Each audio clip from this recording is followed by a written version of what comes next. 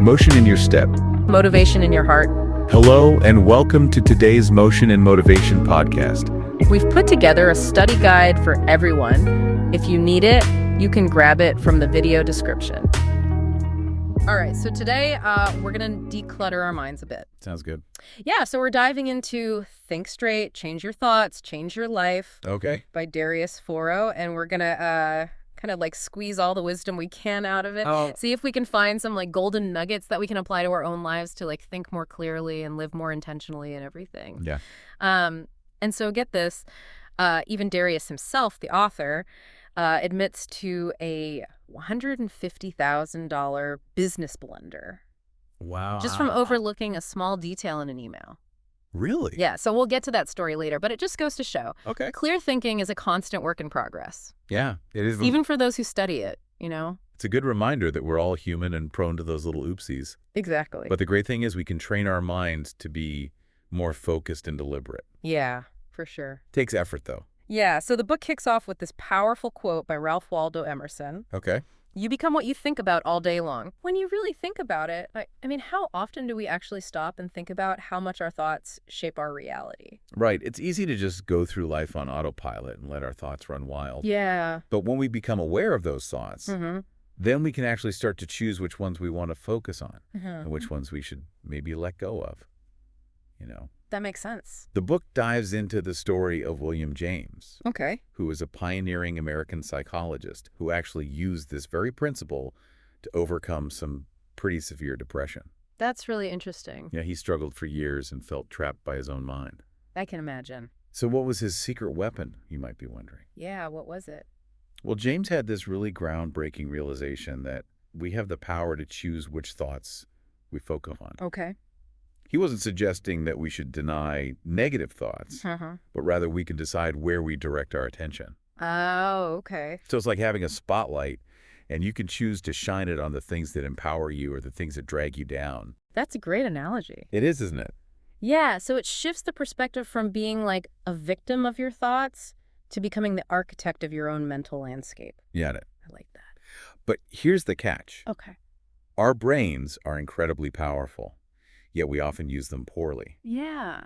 The book introduces a concept called cognitive biases. These are thinking errors that can really mess with our decisions. Oh, those pesky biases. Yeah, you know. It's like that attentional bias thing, right? Yeah, exactly. Where if you just constantly dwell on negative thoughts, you actually start to perceive the world as more negative, even if it's not objectively true. Yeah, you kind of create a self-fulfilling prophecy. Wow. That's why it's so important to be aware of these biases, because if we're not, we're letting our subconscious call the shots, Okay. which can lead to some less than ideal outcomes. So how do we go from that mental chaos to clarity? Right. Well, that's where this Think Straight philosophy comes in. The book actually shares Darius's personal experience of feeling completely overwhelmed after moving to London. Oh, wow. Imagine dealing with a new city, unexpected housing problems, Yeah. and that spiral of overthinking on top of it all. Yeah. I think we've all felt that at some point, that sense of mental overload. We have. You're just bombarded with so many thoughts and decisions. Yeah. So what was his aha moment? Yeah. How did he like break free from that cycle? Well, he realized that he had to shift from dwelling on problems to focusing on solutions. Okay. So instead of asking, why is this happening to me? He started asking, what can I do about it? That's a good point. It's subtle, but it can make all the difference. Yeah.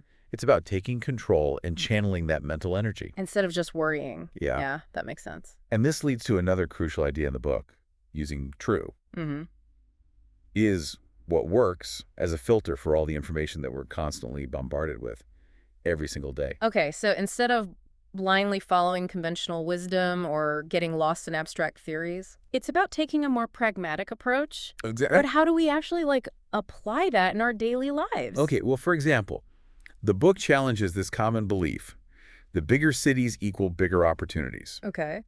Darius actually decided to move back to his hometown despite this conventional wisdom. Really? And guess what? What? It turned out to be the best move for him. Oh, wow. So it makes you wonder. Yeah, what other, like, truths are we clinging to Yeah, that might not actually be serving us very well? exactly. And maybe it's time to challenge those assumptions. See Yeah. what truly works for us as individuals. But let's be honest, one of the biggest challenges is actually quieting that constant chatter of useless thoughts. Oh, absolutely. Mm. The book offers a really helpful technique. Oh, okay. Acknowledging your thoughts without engaging with them. Hmm. You recognize them, but you don't get sucked into that why. So, for instance, if that thought of I should quit my job pops up, Yeah. instead of going into this whole spiral of like the pros and You cons, just observe it you just observe it. and move on. You're not giving it power. Yeah, exactly. And instead of fixating on things beyond our control, the book encourages us to focus on what we can influence, Okay. like our desires, our actions, Yeah. our words, and our intentions. So being responsive rather than reactive. Exactly. I like that. Speaking of being responsive, the book debunks this myth that I think a lot of us have bought into. Okay. Quick thinking equals intelligence. Oh, tell me about it. Have you fallen into that trap Yeah. of thinking you need to have an instant answer for everything? Yeah. I've definitely felt that pressure before. Well, the book shares Derek Sivers' perspective on this. Okay. He considers himself a slow thinker, and he believes that our first reactions are often outdated or emotionally driven. That's interesting. So it's about taking the time to think things through properly, Okay. even if it means saying, I don't know yet, Uh-huh. and coming back to it later. Which is much better than just blurting out something you regret later. Yeah, for sure. But how do we actually become better slow thinkers in a world that demands those instant responses? That's a great question, Yeah. and it's one we'll explore in the next part of our deep dive. All right, so stay tuned. We'll uncover some specific strategies for slowing down your thinking process, making more deliberate decisions, and ultimately becoming more intentional in how you navigate the world around you. Sounds good.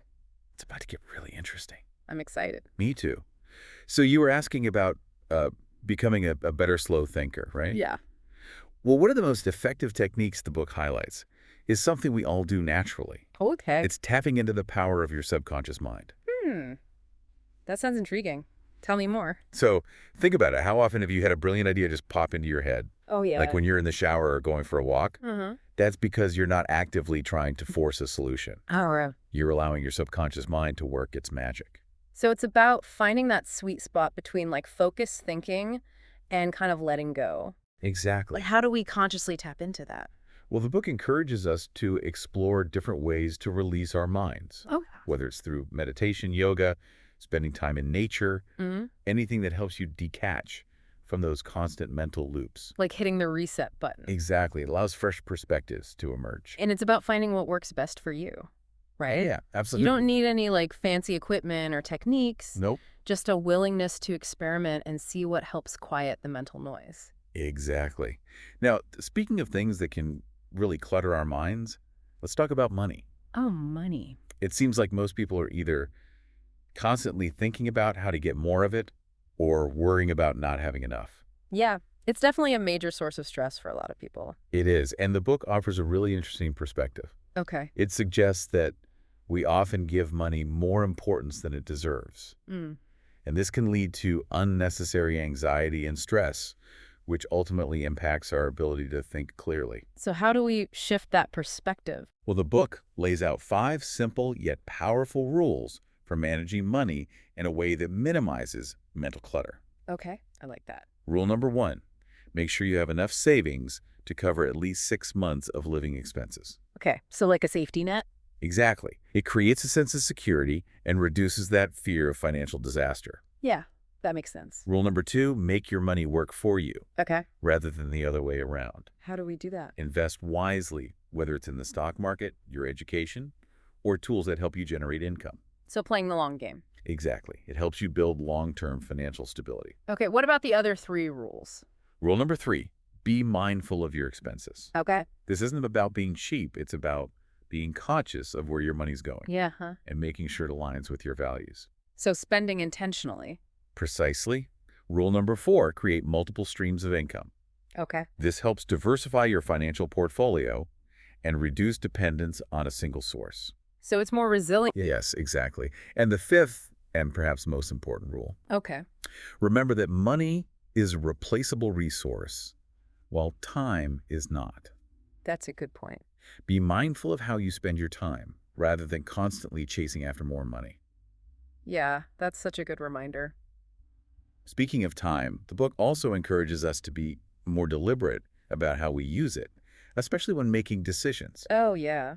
How often do you find yourself rushing into things without fully thinking them through? All the time, especially like those smaller, seemingly insignificant decisions. Right, and those can snowball. Yeah, they do. The book suggests taking a pause Okay. before saying yes to anything, particularly if it involves a future commitment. So giving yourself space to consider all the angles. Exactly. Avoid those, why did I agree to that, moments later. And it's okay to say, I don't know, and Yes, take time to think things through. absolutely resist that pressure to have an instant answer for everything. It's about valuing our time Yeah. and respecting our right to make thoughtful decisions. Now let's be real for a moment. Mistakes and setbacks are inevitable. They are. So how do we handle those bumps in the road? That's a good question. The book reminds us that mistakes are part of life. Okay. Instead of beating yourself up over them, view them as learning opportunities. So shifting from a mindset of shame and guilt to a mindset of curiosity and growth. Exactly. Ask yourself, what can I learn from this experience? How can I use this to become stronger and wiser? And it goes beyond just learning from our own mistakes. We can learn from the mistakes of others, too. Yes, pay attention to those cautionary tales. Those what not to do's. Exactly. Yeah. But sometimes the hardest thing to let go of is the past. Oh, I know. We get caught up in regrets, dwell on what could have been, or replay past hurts over and over in our minds. It's like carrying around all this heavy baggage. It is, and the book has a surprisingly simple suggestion. Okay. Let go of physical reminders of the past that no longer serve you. Clear out those closets full of clothes you never wear. Get rid of those boxes of old photos and letters. Even delete those digital files that are just taking up space on your hard drive. So creating space physically and mentally. Exactly, for new experiences and possibilities. I like that. It's like saying, I'm ready to let go of what's holding me back and embrace the future. Yeah. And while learning from the past is important, we shouldn't let it define us or hold us back. We're constantly evolving and growing, Right. and we have the power to create a future that is different from our past. That's a good point. It reminds me of that George Bernard Shaw quote, life isn't about finding yourself, life is about creating yourself. Perfectly said. And speaking of creating ourselves, the book dives into a concept that's key to clear thinking, self-knowledge. Knowing yourself. Yeah, it's so important for making choices aligned with your values, pursuing goals that truly inspire you, and ultimately living a more fulfilling life. I agree. But here's the thing. The book suggests that we often make choices based on what we think we should do, rather than what we truly want to do. It's like those societal expectations or limiting beliefs that try to dictate who we should be and what we should achieve. Exactly. And to deepen self-awareness, the book suggests an interesting exercise. Okay. Write your autobiography. Oh, wow. Explore your past experiences, your values. Your dreams. It's like interviewing yourself. It is. You uncover the threads that have woven together your life's tapestry. And through that process of reflection, you can start to identify those patterns of thought and behavior that might be holding you back. Exactly. Become aware of those blind spots, those unconscious biases or limiting beliefs that we might not even realize are influencing our decisions. So how do we bring those to the surface and start rewriting the script of our lives? That's a fantastic question, and one that we'll delve into even further in the next part of our deep dive. Okay. We'll explore practical techniques for uncovering those hidden beliefs, challenging those limiting narratives, and ultimately becoming the authors of our own stories. So stay tuned, because the best is yet to come. All right, I'm excited. Okay, so we've been talking about becoming the authors of our own stories, but how do we actually rewrite those limiting narratives that might be holding us back? Well, the book dives into a skill that's often overlooked, but crucial for clear thinking. Okay. Attention to detail. Ah, those seemingly small things that can make a big difference. Exactly. Is this where that $150,000 email blunder comes back to haunt us? You got it. Oh, boy. It perfectly illustrates how even tiny details can have a massive impact, especially when it comes to achieving our goals. So it's about being present in each moment, Yeah. fully engaged, rather than just rushing through things on autopilot. Exactly. It's not about striving for perfection, but being deliberate and mindful in our actions. So approaching each task with care and intention, knowing that those small details can build up to something much greater. Right. Let's be honest. Right. With all this talk about clear thinking and intentional action, it can start to feel a bit overwhelming. Yeah. It can. So where does it all lead? What's the end game? Yeah, what is the ultimate goal? Well, the book suggests that the ultimate goal of all these practices is to achieve inner calm. Inner calm. Yeah, it's about reaching a state of mental clarity and peace, regardless of what's happening around you. That sounds amazing. Does the book offer any practical advice on how to reach that state? It highlights practices like meditation and mindfulness, Okay. emphasizing that they are accessible tools for anyone. I like that. You don't need any special equipment, fancy retreats, or gurus. Yeah. It's about finding a practice that works for you in your own time and space. Exactly. It's about finding that stillness within, observing your thoughts, and choosing to let go of what doesn't serve you. But it gets even more interesting. It does. Okay, I'm all ears. The book suggests that true inner peace comes when we think beyond ourselves. Think beyond ourselves. What does that mean? Well, remember the story about William James? Mm-hmm. He chose to credit the philosophy of pragmatism to his struggling friend Charles Sanders Peirce, Right. even though Johns could have easily taken the credit for it himself. That's pretty incredible considering how much Peirce was struggling at the time. It really speaks volumes about James's character, and it connects beautifully with a quote from him that the book highlights. Okay. The greatest use of a life is to spend it on something that will outlast it. So it's about leaving a legacy. Yeah, one that extends beyond our personal achievements and desires. It's about asking ourselves, what impact do I want to make on the world? What do I want to contribute that will continue to have value even after I'm gone? Exactly. It's about recognizing that true fulfillment comes from connecting to something bigger than ourselves. Wow, that's really powerful. So if someone wanted to dive deeper into this whole think straight philosophy, where should they start? Well, we highly recommend checking out Darius Foro's book, Think Straight. Change your thoughts, change your life. Yes, it's full of wisdom and practical advice that can really help you take control of your mind and create a life that's more aligned with your values, your goals, and your dreams. And remember, this deep dive was just a taste of what the book has to offer. Yeah, we've explored some key insights, but there's so much more to uncover. So keep exploring, keep questioning, and keep seeking those golden nuggets of wisdom that can help you think more clearly and live more intentionally. And before we sign off, we'd love to leave you with a final thought to ponder. What's one small change you can make today to start thinking more clearly and living more intentionally? Even a small shift in perspective can have a ripple effect, creating positive changes in all areas of your life. So keep thinking straight, and remember the power to create the life you want starts with the thoughts you choose to focus on. Until next time. Happy thinking, everyone. Bye. If you enjoyed this video, don't forget to hit the like button and subscribe. That way you won't miss any of our updates. Also, if you think this video could help others, please share it with them. Thanks for watching and for your support.